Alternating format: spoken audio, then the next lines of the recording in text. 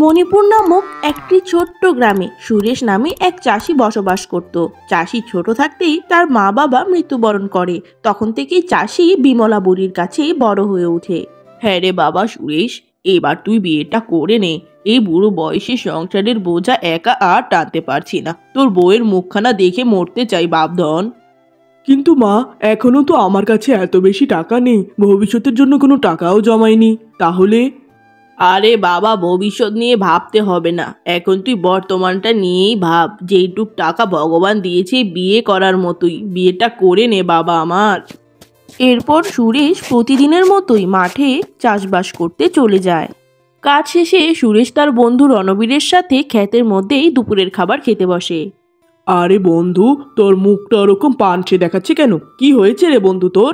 আর বলিস না বন্ধু, মা বিয়ের জন্য চাপ দিচ্ছে, কিন্তু ওরকম যোগ্য কোনো পাত্রই পাচ্ছি না যে বিয়ে করব। তাই আর কি চিন্তায় আছি, বুঝেছিস? তা তোর জানাশোনা কেউ আছে?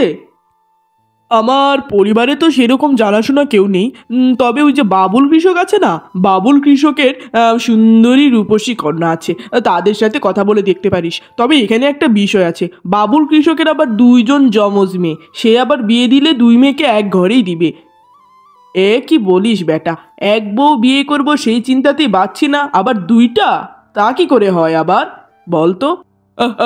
দূর বন্ধু, কি যে বলিস না, দুই বিয়ে করে নিবি, এক বউ তোর সেবা করবে, আরেক বউ মাসিমার সেবা করবে।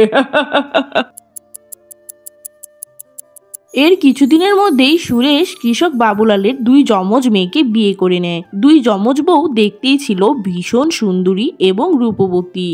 চাষির ছোট বউয়ের নাম ছিল কুটিলা। সে ছিল ভীষণ শিক্ষিতা, তবে সে সারা দিন নিজের রূপচর্চা নিয়ে ব্যস্ত থাকতো।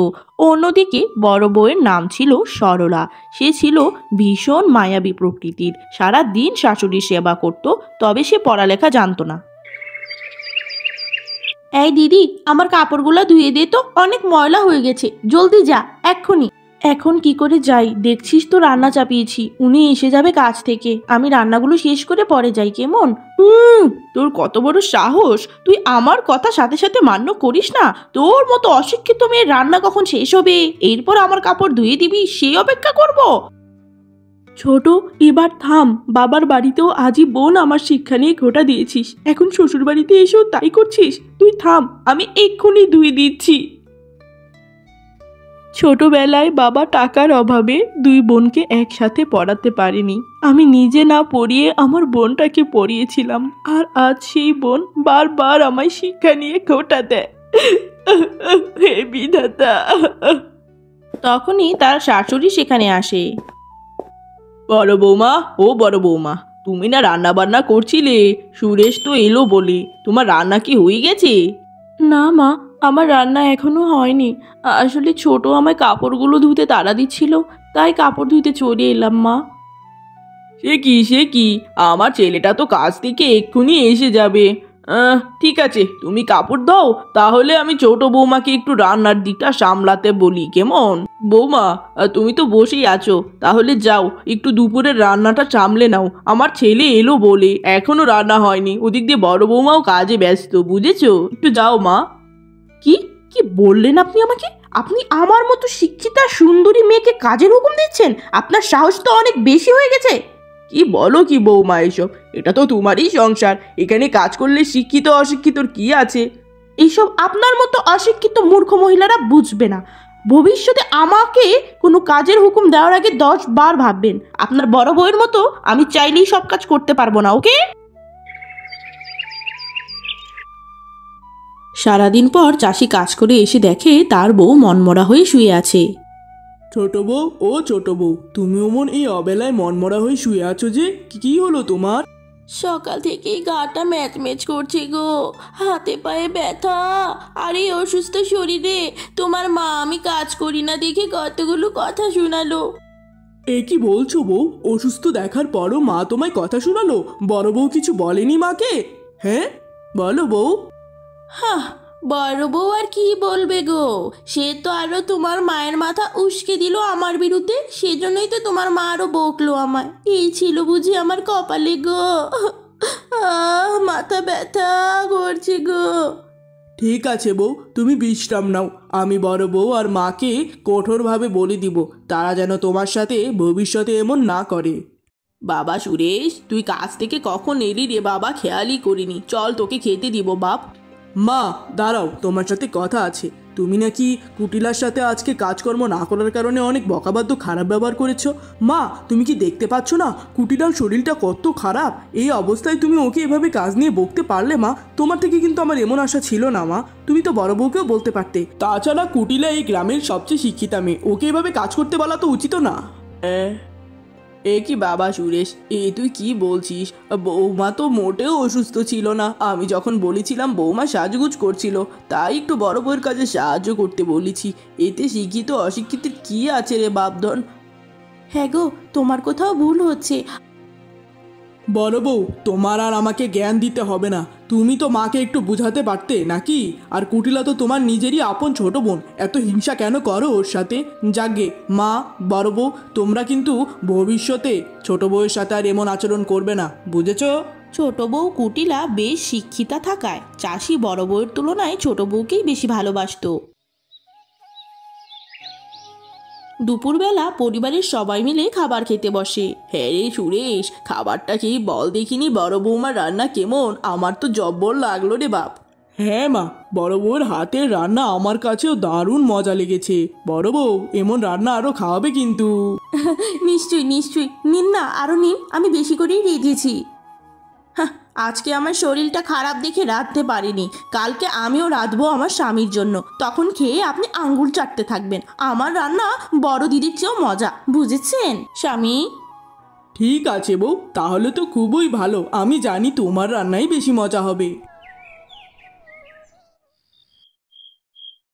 আমার মতো এরকম শিক্ষিতা আর সুন্দরী মেয়ে থাকতে ওই গেও ভূত ভালো রান্না করে আমার স্বামীর মন জয় করে নেবে?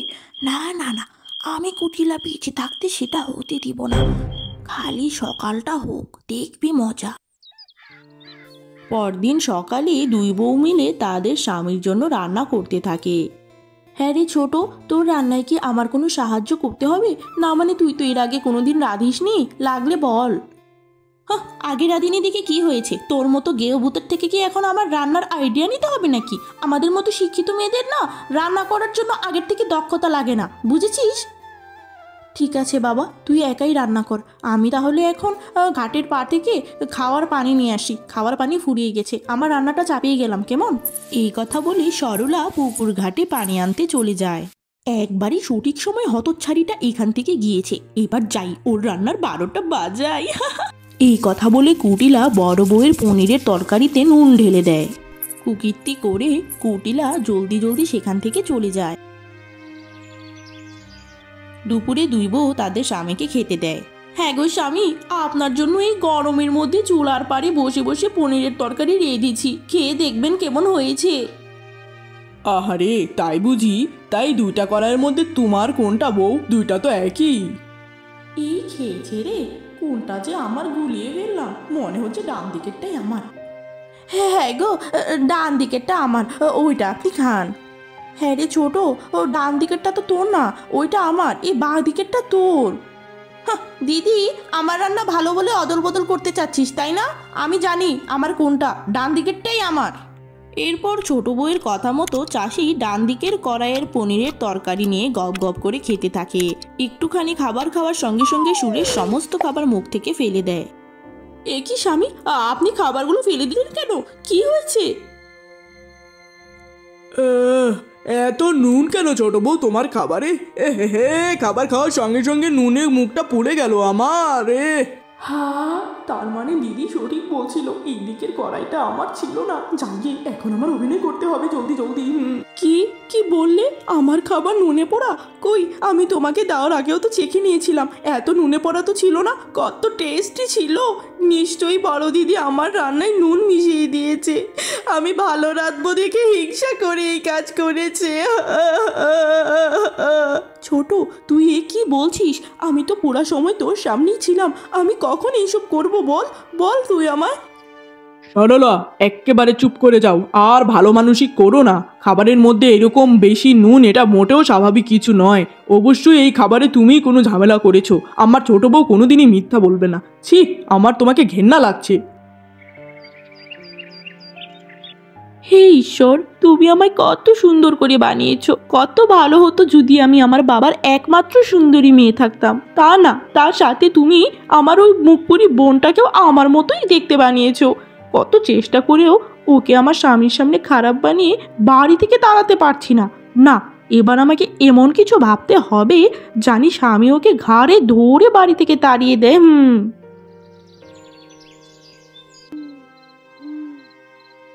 রাত্রেবেলা কুটিলা চুপে চুপে বড় বউয়ের ঘরে এসে খাটের নিচে একটি গহনার বাক্স রেখে দেয়। স্বামী, ও স্বামী, আমার সর্বনাশ হয়ে গেল রে। কত শখের গহনাগুলো পাচ্ছি না। গ্রামের মধ্যে চোর ডাকাত আছে, ওরা কোনো ফাঁক বুঝে তোমার গহনা হয়তো বা নিয়ে গেছে। তুমি কেঁদো না বউ, আমি আবার এনে দেবো। আরে তুমি এইসব কি বলছো? কাল রাত্রেবেলাও তো আমি গহনাগুলো দেখেছিলাম। এই সকালের মধ্যেই গায়েব হয়ে যাবে। আমার তো মনে হচ্ছে ঘরের কোনো চোরের কাজ এটা। বুঝেছো কি বলেছি? কি বলছো বউ? ঘরের কে তোমার গহনা চুরি করবে? তেমন কাউকেই তো আমি দেখতে পাচ্ছি না। তোমার মনে হয় কোথাও একটা ভুল হচ্ছে বউ, বুঝেছো? ঘরের মধ্যে কাউকে চোর হিসাবে দেখতে পাবেন কি করে? চোখের মধ্যে তো সরিষা ফুল গুজে রেখেছেন।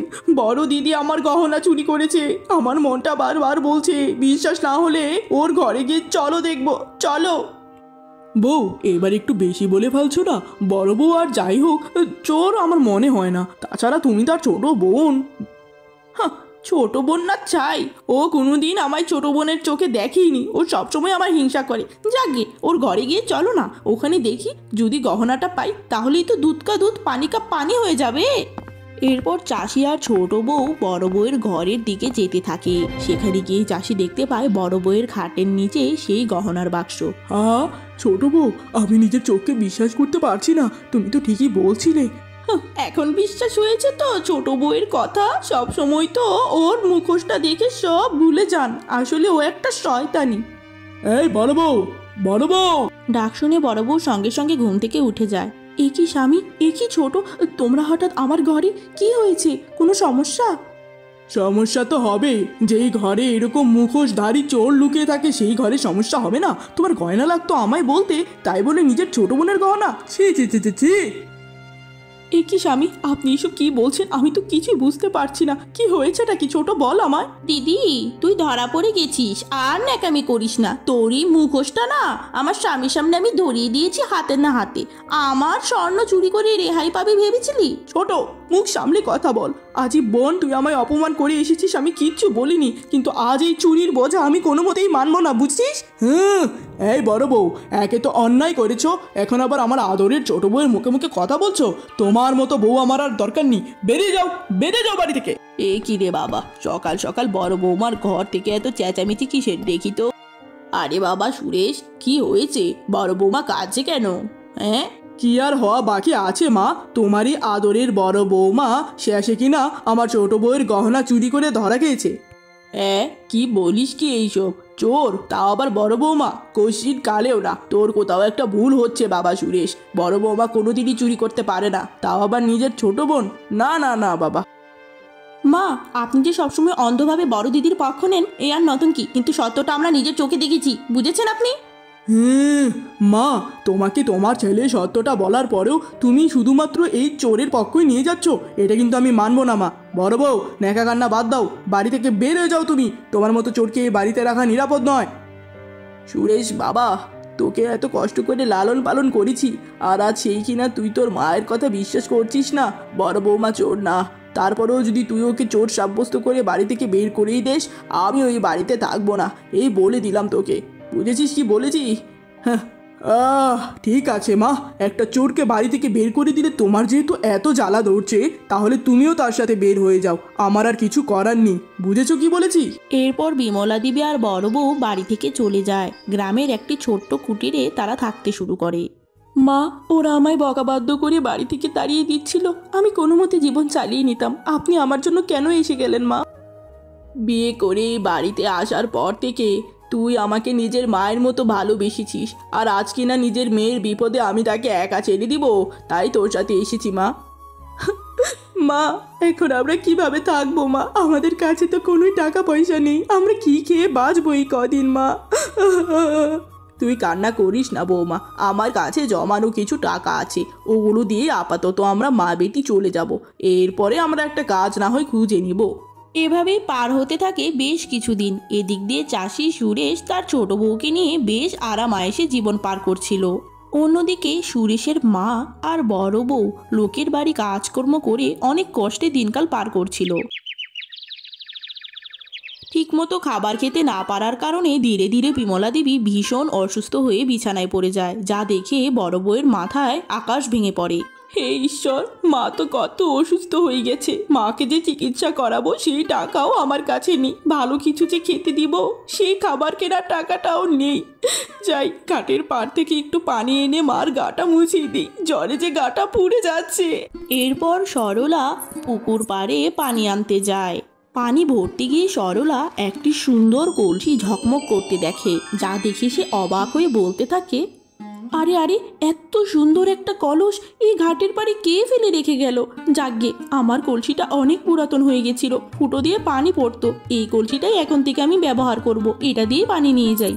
এরপর সরলা সেই নতুন কলসিতে পানি ভরে বাড়িতে নিয়ে যায়। বাড়িতে গিয়ে সেই কলসির থেকে পানি নিয়ে সরলা তার শাশুড়ির গা মুছিয়ে দিতে থাকে। সঙ্গে সঙ্গে সরলার শাশুড়ি সুস্থ হয়ে বসে যায়, যা দেখে সরলা অবাক। মা, ও মা, আপনাকে এত সুস্থ দেখাচ্ছে কেন হঠাৎ করে? আপনি কি ঠিক হয়ে গেছেন? হ্যাঁ রে বৌমা, আমি তো আবার আগের মতো সুস্থ বোধ করছি, আমি তো ভুলেও ভাবিনি আমি এত জলদি সুস্থ হয়ে যাব। তার মানে এই কলসগুলো সাধারণ কলস নয়, এ এক জাদুকরি মহাশক্তিমান কলস। হ্যাঁ বৌমা, তুই ঠিক বলেছিস, বিধাতা আমাদের দিকে মুখ তুলে চেয়েছে। দেখি, কলস যদি আমাকে সুস্থ করতে পারে, নিশ্চয়ই আমাদের ক্ষুধাও মেটাতে পারবে। বলে দেখি, হে কলস, আমাদের কিছু খেতে দাও বাপু, ক্ষুধায় মরে যাচ্ছি। এই কথা বলার সঙ্গে সঙ্গে জাদু কলস আলোতে ঝকমক করতে থাকে, আর চোখের পলকে থালা ভর্তি খাবার হাজির করে, যা দেখে শাশুড়ি বউ অবাক হয়ে যায়।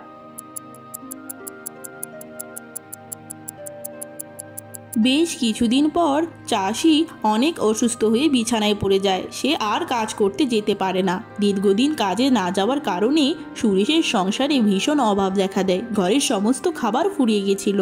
হে বিধাতা, তুমি আমায় কোন পাপের ফল দিচ্ছ? স্বামী অসুস্থ, ঘরে পড়ে আছে, ঘরে অভাব, খাবার দাবার কিচ্ছু নেই। এদিক দিয়ে সমস্ত কাজকর্ম করতে করতে কোমরটা ব্যথা হয়ে গেল। বড় দিদি আর শাশুড়িটাকে বিদায় করার পর থেকে খেটেই মরছি। আর অন্যদিকে বড় বউ সরলা এবং তার শাশুড়ি জাদু কলসির মাধ্যমে বেশ সুখে শান্তিতেই দিনকাল পার করছিল, তাদের সংসারে আর কোনোই অভাব ছিল না। একদিন সকালে হঠাৎ সরলার বাড়িতে প্রতিবেশী সুনয়না তার ছোট্ট ছেলে রাজুকে নিয়ে হাজির হয়। আরে সুনয়না দিদি, তুমি সকাল সকাল না জানিয়ে এই গরিবের বাড়িতে হঠাৎ? আরে ছোট্ট রাজু যে কত বড় হয়ে গেছে, কেমন আছিস তুই? হ্যাঁ, আমি ভালো আছি মাসিমা। হ্যাঁ রে সরলা, শোন না, বেশ তাড়াহুড়ার মধ্যেই তোর বাড়িতে এলাম। শুনলাম তোর স্বামী সুরেশ নাকি ভীষণ অসুস্থতায় বিছানায় পড়ে গেছে, অবস্থা বেশি একটা ভালো না। রাগ অভিমান ভেঙে তুই একটু তোর স্বামীকে দেখতে যাস, কেমন? সঙ্গে সঙ্গে সরলা তার শাশুড়ির কাছে এসে সমস্ত ঘটনা খুলে বলতে থাকে আর অঝরে কাঁদতে থাকে স্বামীর জন্য। এ কি বৌমা, আমার সুরেশের শরীর খারাপ, চল জলদি জাদু কলস নিয়ে সাহায্য করি গা আমার ছেলেকে। কিন্তু মা, ওরা তো আপনাকে অপমান করে তাড়িয়ে দিয়েছিল, তারপরেও আপনি যাবেন? আমি একাই যাই না হয়? হ্যাঁ মা। তুই কি বলছিস সরলা বৌমা? আমার কলিজার ধন অসুস্থ হয়ে গেছে, কি অপমান করেছে না করেছে সেগুলো ওর আমার মাথায় নেই বৌমা। আমি ওর আসল মা না হতে পারি, কিন্তু ওকে আমি নিজের ছেলের চেয়েও বেশি ভালোবেসেছি। এবার চল। এরপর বড় বউ এবং তার শাশুড়ি জাদু কলস নিয়ে জলদি সুরেশের বাড়িতে গিয়ে সুরেশের গায়ে সেই কলসের পানি ঢেলে দিতে থাকে। সঙ্গে সঙ্গে সুরেশ আবার আগের মতো সুস্থ হয়ে যায়।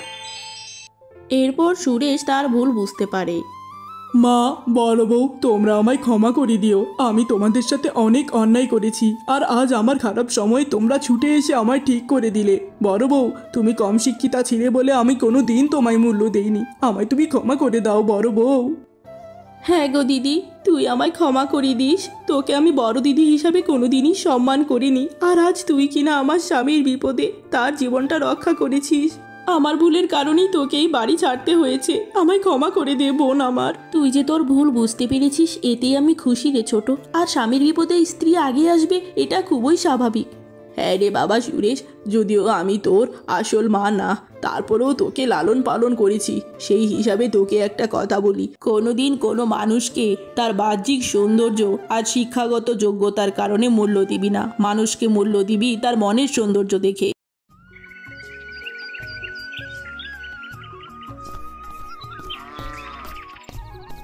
এরপর থেকে চাষি সুরেশ তার মা আর দুই বউকে নিয়ে সুখে শান্তিতে বাস করতে থাকে। দুই বউকে সে সমানভাবেই ভালোবাসতো, আর ছোট বউ কুটিলাও তার বড় বোনের সাথে আর হিংসে করতো না।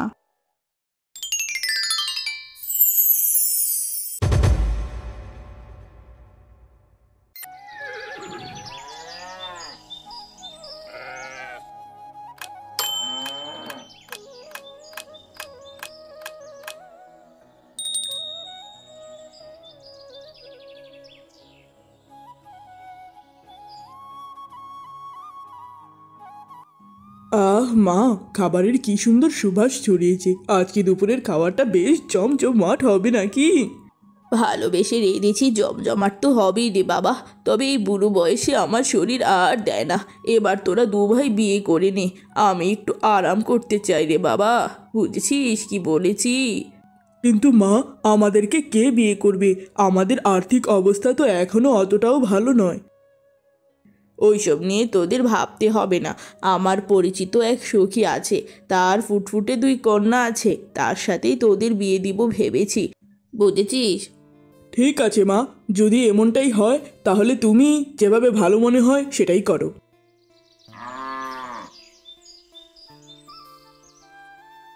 আরে সখী, তুই হঠাৎ এই ঘাটের পাড়ে কি হয়েছে তোর? তোর মেয়েরা কোথায়? তুই কেন থালাবাটি মাজছিস? ওই আমার বড় মেয়েটা অসুস্থ হয়ে আছে তো, সেই জন্য আমাকেই মাজতে আসতে হলো, না হলে তো আর আমার আশা লাগতো না। তা তোর ছোট মেয়ে কোথায়? হ্যাঁ, ওই ছোট মেয়ের কলেজ থেকে পিকনিক আছে তো, সেই জন্য সেখানে গিয়েছে। আচ্ছা যাগে বাদ দে, আজকে এমনিতেও তোর বাড়িতে যেতাম, বুঝেছিস? তা আমার দুই ছেলে জোয়ান শিয়ান হয়েছে, তো তোর দুই যমজ মেয়ের সাথে আমি আমার ছেলেদের বিয়েটা দিয়ে একটু হাঁপ ছেড়ে বাঁচতে চাচ্ছি সখী। তোর কি কোনো আপত্তি আছে? তাহলে জানা। এ বাবা বাবা, এ তো বেশ ভারী ভালো সংবাদ। এটাতে আপত্তি থাকার কি আছে রে সখী? তোর ঘরে আমার মেয়েরা গেলে সবচেয়ে ভালো থাকবে। জলদি জলদি তাহলে বিয়ের ব্যবস্থাটা করে দে। আমি তো খুবই চিন্তায় ছিলাম ওদের দুইজনকে নিয়ে, কেমন না কেমন শাশুড়ি পাবে। এর কিছুদিনের মধ্যেই বিমলা বুড়ির দুই ছেলের সাথে তার বান্ধবীর দুই যমজ মেয়ের বেশ ধুমধাম করে বিয়ে হয়ে যায়। বৌমায়েরা, আজকে থেকে এই সংসারটা তোমরা নিজেদের ভাববে। এবার আমি একটু অবসরে যাব। এই সংসারে অনেক খেটেছি, এবার দুইজন মিলে সংসারটাকে সোনার সংসার গড়ে তুলবে। তোমরা তো দুই বোন, নতুন করে আর মিলেমিশে থাকার কথা কি বলবো। সুখে শান্তিতে থাকবে সবাই। নিশ্চয়ই মা, আমি আর আমার ছোট বোন মিলেমিশে এই সংসারটিকে সাজিয়ে তুলব। আপনি কোনো চিন্তাই করবেন না। তা বলছি যে মা, আপনার এই ভাষণগুলো তো আপনি পরেও দিতে পারেন নাকি? সারাদিন ধরে এত খাটাখাটনি গিয়েছে, এবার একটু আমরা বিশ্রাম করি। কি যে অবস্থা! রাত্রেবেলা শুয়ে বিমলা বুড়ি বলতে থাকে, অবশেষে দুই ছেলের বিয়েটা সম্পন্ন হলো। এবার আমার বুকের থেকে বোঝাটা নেমেছে। এবার কাল থেকে দুই বৌমা মিলে সংসার সামলাবে, আর আমি আরাম করে ঘুমোবো।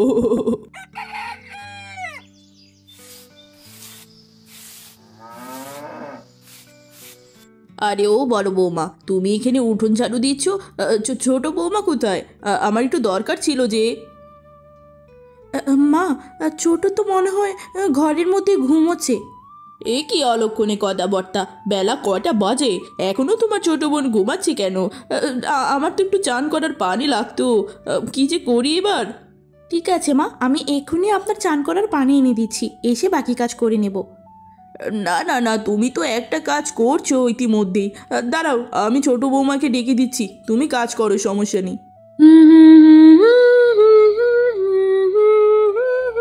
আরে ছোট বৌমা, তুমি দেখা যায় সাজগোজ নিয়ে ব্যস্ত। এই অবেলায় কেউ এমন করে সাজে? আর তুমি যে নতুন বউ, সংসারের কোনো কাজেই তো তোমার মন দেখছি না।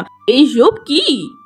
দেখুন মা, সাজগোজের কোনোই সময় গময় হয় না, বুঝেছেন? আপনার কি লাগবে সেই জন্য এখানে এসেছেন? আমার চান করার পানি ফুরিয়ে গেছে, সেটার জন্য এসেছি। যাও, পানি ভরে এনে দাও পুকুর ঘাট থেকে। আপনি তো দেখতেই পাচ্ছেন আমি কাজে ব্যস্ত। আপনি বড় দিদিকে গিয়ে বলুন, সে আপনাকে পানি ভরে দিবে। আমার পক্ষে এখন সম্ভব না, আমাকে সাজতে দিন। অবশেষে বড় বউ টুম্পা তার শাশুড়ির জন্য পুকুর ঘাট থেকে পানি নিয়ে আসে। মা, এই যে আপনার জন্য ঘাট থেকে পানি নিয়ে এসেছি, আপনি চানটা করে নিন মা। একই মায়ের পেটের একই চেহারার দুই বোন, অথচ কত বিস্তর তফাৎ। তা বড় বৌমা, তোমার ছোট বোনটা কি ছোটবেলা থেকে এরকম কাজে কর্মে অষ্টরঙ্গা, নাকি সারাদিন শুধু সাজে আর ঘুমায়? এ কি রে বাবা, বলো তো আমায়। মা, ও আসলে ছোটবেলা থেকেই একটু আরামপ্রিয় স্বভাবের, তবে ওর অন্তরটা খুবই ভালো মা। আচ্ছা মা, আজকে দুপুরে কি রান্না করব? তোমার যেটা ভালো লাগে সেটাই রান্না করো বৌমা, কোনো সমস্যা নেই, বুঝেছো? এরপর টুম্পা দুপুরের জন্য মনোযোগ দিয়ে রান্নাবান্না করতে থাকে। তখনই তার ছোট বোন চম্পা সেখানে আসে। কি রে বড়দি, কি করছিস তুই? এই তো দুপুরে রান্নাবান্না করছি। তা কি রে চম্পা, তুই কি শুরু করলি? সারা দিন সাজগোজ আর ঘুম, একটুও তো শ্বশুরবাড়ির কাজকর্ম করতে পারিস? বুড়া একটা শাশুড়ি আছে, ভুলে গেছিস নাকি তুই? বুঝলাম না। দিদি, মুখ সামলে কথা বল, বলে দিচ্ছি। তুই মায়ের বাড়িতেও সবসময় আমায় কাজকর্ম করাতে চাইতি, শ্বশুর বাড়িতে এসেও তাই করছিস। আমার এই সুন্দর হাত দিয়ে কাজ করলে হাত নষ্ট হয়ে যাবে না? কি যে বলিস না তুই, এইসব বুঝি না আমি। দেখ চম্পা, এইসব কাজ চোরগিরি বাদ দে, এখানে আয়, কয়টা মাছ আছে আমায় একটু কুটে দিবি। কাজ করলে শরীর মন ভালো থাকে, বুঝেছিস কি বলেছি আমি? দেখ দেখ, মাছ কুটবো আমি? তোর মাথাটা গেছে, আমি গেলাম চান করতে।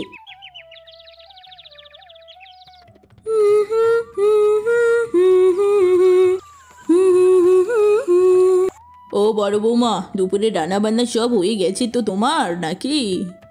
হ্যাঁ মা, দুপুরের রান্নাবান্না সব হয়ে গেছে, এবার ওনারা আসলেই সবাই মিলে খেতে বসবো, কোনো চিন্তার বিষয় নেই। মাসিমা, বাড়িতে আছেন? আরে বাবা, কে এলি অবেলায়? আসছি রে, আসছি। মাসিমা, জলদি এদিকে আসেন।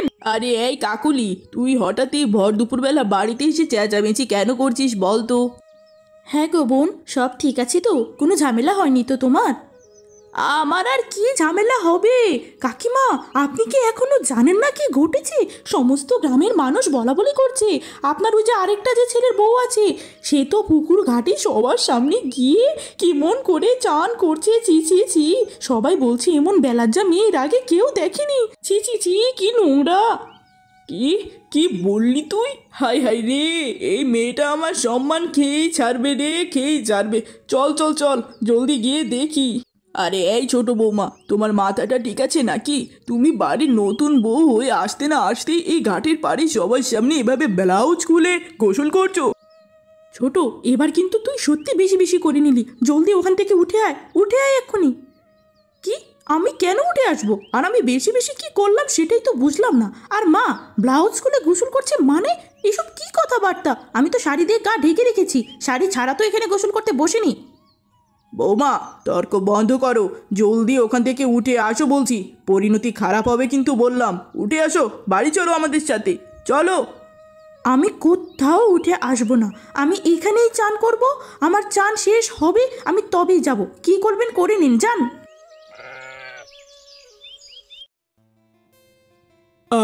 খাবার থেকে কি সুন্দর সুবাস ছড়িয়েছে। ও মা, তুমি রেঁধেছো নাকি আজকে? না না না, আমি রাধার জন্য কি আর তোদের বিয়ে করিয়েছি নাকি? আমার আদরের বড় বৌমা রেঁধেছে, মজা না হয়ে উপায় আছে? খা খা, তোরা খা। মা, আপনি এরমভাবে বললেন যেন বড় দিদিই শুধু রান্না করতে পারে আর আমি রান্না করতে জানি না। আমি এর চেয়ে আরও বেশি ভালো রান্না করতে পারি, বুঝেছেন? তা সেই খবর আমি কিভাবে রাখবো বৌমা? তুমি তো আসার পর থেকে রান্নাঘরের ধারে কাছেও যাও না। সুনামটা করবো কেমন করে বলো আমায়? তবে তুমি মেকআপটা ভালো পারো। আমাকে খোঁচা দিয়ে কথা বলা বন্ধ করুন। বড় দিদি, এই সব কিছু তুই করেছিস। তুই আমার শাশুড়ির মাথাটা আমার বিরুদ্ধে উস্কেছিস, তাই না? খুব ভালো বুঝি আমি কিন্তু। এ কি ছোট, তুই এসব কি বলছিস আবল তাবল? আমি উস্কিয়েছি মানে কি বলিস তুই এসব? আমি বুঝি না তো। আহারে বউ, তুমি থামো না। এই দুপুরে খাওয়ার সময় কি শুরু করলে? শান্তি মতো খেতে দেবে তো নাকি? কিছুক্ষণ পর হঠাৎ বিমলা দেবীর ভীষণ জ্বর আসে এবং সে বিছানায় পড়ে যায়। শহর থেকে মস্ত বড় ডাক্তার আনা হয় তাকে দেখানোর জন্য। ডাক্তার সাহেব, মায়ের হঠাৎ জ্বর কেন এলো? সব ঠিকঠাক আছে তো? খুবই চিন্তা হচ্ছে আমাদের, বলুন। সরি টু সে, আপনার মায়ের ক্যান্সার হয়েছে এবং এটা একেবারে লাস্ট পর্যায়ে আছে। আপনার মাকে বাঁচানো একেবারেই সম্ভব না। হাতে অল্প কিছুদিন সময় আছে। ততদিন পর্যন্ত ওনার ইচ্ছাগুলো আপনারা পূরণ করতে থাকুন। এরপর থেকে বড় বউ টুম্পা তার শাশুড়ির সেবা যত্ন করতে থাকে শাশুড়িকে সুস্থ করে তোলার জন্য। আর অন্যদিকে ছোট বউ চম্পা সারাদিন শুধু সাজগোজ করে আর পড়ে পড়ে ঘুমায়। তার যে একজন অসুস্থ শাশুড়ি আছে সেই দিকে তার খেয়ালই নেই। আরে বৌমা, আমার অবস্থা বেশি একটা ভালো দেখছি না। এবার মনে হচ্ছে আমার হাতে একেবারেই শেষ সময়। আর যাওয়ার আগে আমি তোকে কিছু বলতে চাই। আমার সারা জীবনের কামাই জমিয়ে উত্তর পারে একটা জমি রাখা আছে, সেটা আমি তোকে দিতে চাই। তুই আমাকে পুরাই নিজের মায়ের মতো ভালোবেসেছিস মা। এটা আমার তরফ থেকে তোর জন্য ছোট্ট উপহার রে মা। মা, আপনি কি বললেন? আপনি সম্পত্তি বড় দিদিকে লিখে দিচ্ছেন? আপনার যে আরেকটা ছেলের বউ আছে সেটা কি আপনি ভুলে গেছেন নাকি?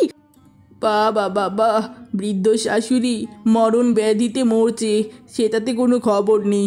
আর এখন সম্পত্তির কথা শুনতে না শুনতেই ঘরে চলে এসে জাসুসি করছো? যেই মেয়েটা আমায় এত ভালোবাসে, আমার এত সেবা যত্ন করে, তাকে সামান্য উপহারটুকু দিব না আমি? তা তোমাকে দিব নাকি, যে কিনা একবার ঘরে উঁকি মেরেও দেখেনি? কাচ্চোর! কি কি বললেন আমায়? আমি কাজচোর? ও, দিদি কাজ করেছে দিকে দিদিকে এত সুন্দর জমি লিখে দিচ্ছেন? তাহলে আমিও কাজ করব, তাও ওই জমি আমার লাগবে। বুঝেছেন কি বলেছি? যা ইচ্ছে তাই করো গিয়ে। বড় বৌমার স্থান তুমি কোনোদিন নিতে পারবে না, বুঝেছো? এরপর দিন থেকেই চম্পা সম্পত্তির লোভে ঘরের সমস্ত কাজ করতে থাকে। দূর দূর, এই সম্পত্তির চক্করে আমার দমটা বেরিয়ে যাচ্ছে। এই নোংরা মাছের গন্ধ নিতে হচ্ছে। বুড়িটা মরবে মরবে, আমায় নিয়েই মরবে। যাই হোক, মরার আগে ওই সম্পত্তিটা আমায় দিয়ে যেতেই হবে। হ্যাঁ, একি আমি কি স্বপ্ন দেখছি নাকি? আমার ছোট্ট বোনটা মাছ কাটছে দেখা যায়। স্বপ্ন দেখবি কেন? স্বপ্ন কেন দেখবি? কাজকে তুই একাই করতে পারিস নাকি? আমিও করতে পারি, বুঝেছিস? হ্যাঁ, আচ্ছা বুঝেছি। এবার উঠে আয়, অনেক কেটেছিস, বাকিটুক আমি কেটে দিই। হয়েছে দিদি, তোর আর ভালো মানুষই দেখাতে হবে না। এইসব ভালো মানুষই দেখিয়ে ওই বুড়ো শাশুড়ির মাথাটা খেয়ে নিজের সব সম্পত্তি হাতিয়ে নিতে চাস। খুব ভালো বুঝিসনি? সর এখান থেকে, আমায় কাজ করতে দে, বুঝেছিস? এভাবেই কেটে যায় বেশ কটা দিন। একদিন হঠাৎ বিমলা দেবী বিধাতার ডাকে সাড়া দিয়ে পরপারে চলে যায়। এতে তার সমস্ত পরিবারে শোকের ছায়া নেমে আসে। তবে মরার আগে বিমলা দেবী সেই জমিটি বড় বউয়ের নামেই করে যায়। শয়তানি ডাইনি বুড়ি, এত কাজকর্ম করলাম তারপরেও তোর মন জোগাতে পারলাম না। তুই সেই সম্পত্তি দিদির নামেই করে দিলি। বেশ হয়েছে তুই মরেছিস। দিদি, তুই কাজটা ভালো করিসনি। তুই আমার শাশুড়ির সাথে হাত করে সম্পত্তিটি লিখে নিয়েছিস। তোকে আমি শিক্ষা দিয়েই ছাড়বো। তোর জীবন প্রদীপ আমি নিভিয়ে দিব। পরদিন সকাল চম্পা জঙ্গলের পথ দিয়ে তার পরিচিত এক জাদুকর্ণী মহিলার কাছে যেতে থাকে। চম্পাকে দেখে সেই জাদুকর্ণী বলে, আরে মেয়ে, তুই হঠাৎ আমার ডেরায় কেন এলি? কি হয়েছে তোর, বল। আমি খুবই বিপদে পড়ে তোমার কাছে এসেছি গো ডাকিনি কাকি।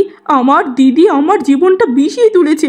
আমি ওকে শিক্ষা দিতে চাই, আমি ওকে শেষ করে দিতে চাই।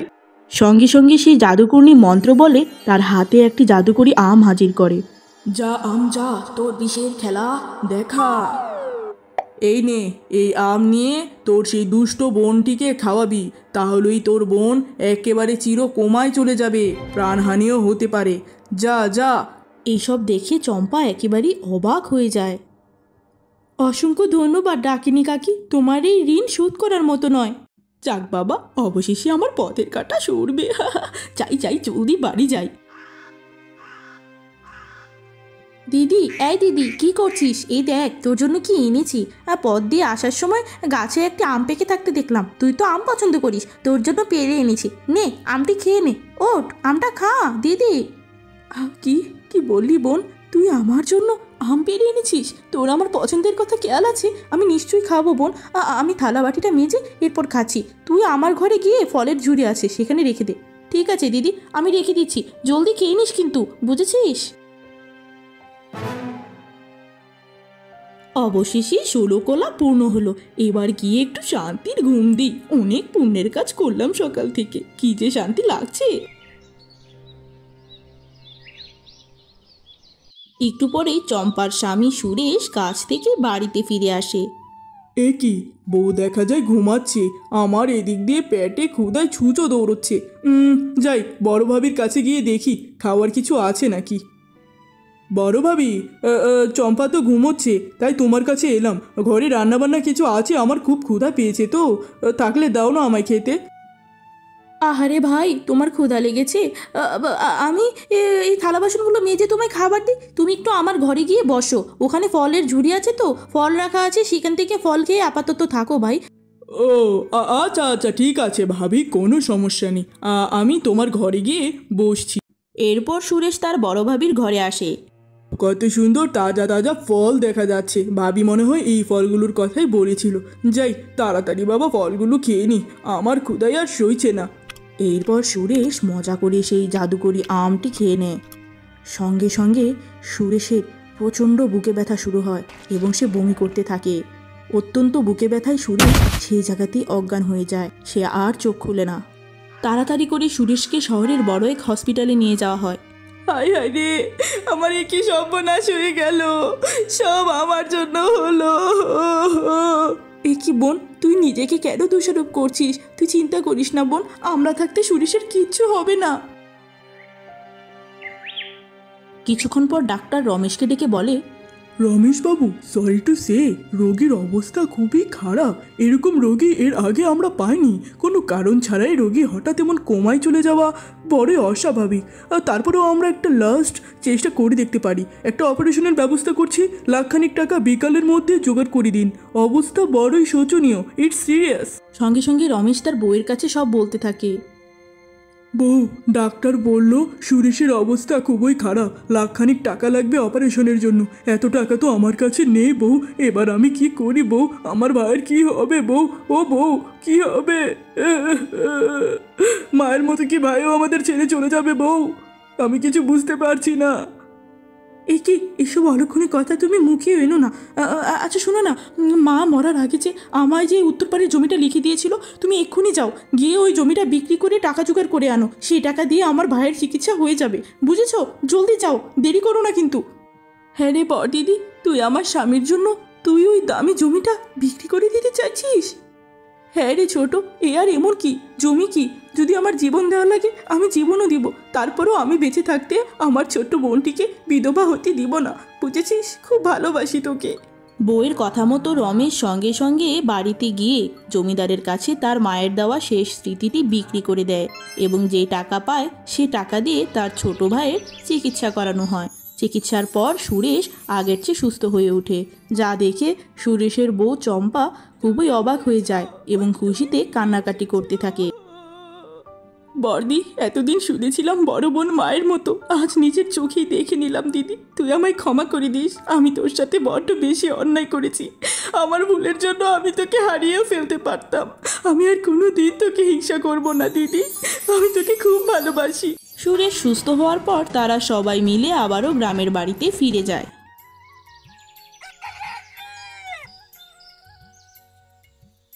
এরপর থেকে চম্পা তার বড় বোন টুম্পাকে খুবই ভালোবাসতো। সে আর কোনোদিন হিংসা করতো না। এভাবেই দুই যমজ বোন মিলেমিশে সুখের সংসার গড়ে তোলে।